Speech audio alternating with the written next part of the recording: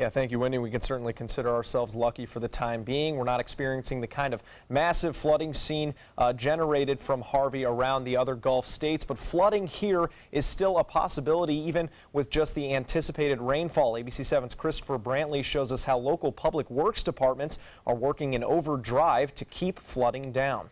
Good evening from Northport. This is the Myakkahatchee Creek. It's how local officials ensure that Northport does not flood during heavy rains like we're experiencing this weekend. As the rain came down on Saturday, the creek's water levels went up. It's risen probably maybe about a half a foot since yesterday with the rains, so we're keeping a close eye on it.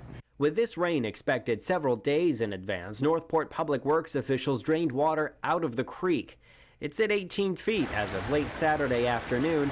Major street flooding begins at about 21 feet. We may experience toward the first part of the week some of that street flooding I was referring to earlier, but we are prepared for it. It wasn't just South County that got it. All up and down the Suncoast, standing water was forcing drivers to be extra cautious. With Harvey battering parts of Texas, it's a reminder we're only halfway through hurricane season. We are by no means out of the woods just yet. It's still a matter of preparing and watching. Northport Fire Division Chief and Emergency Manager Richard Berman hopes to remind residents to always stay prepared.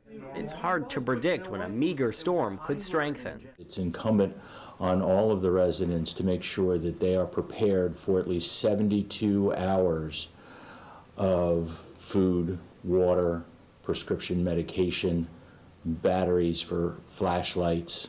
Northport's Public Works Department is remaining on guard, constantly monitoring the water levels. With rain staying in the forecast over the next several days, keeping the water table here low is critically important for ensuring safe driving within Northport. Christopher Brantley, ABC7, your Suncoast News.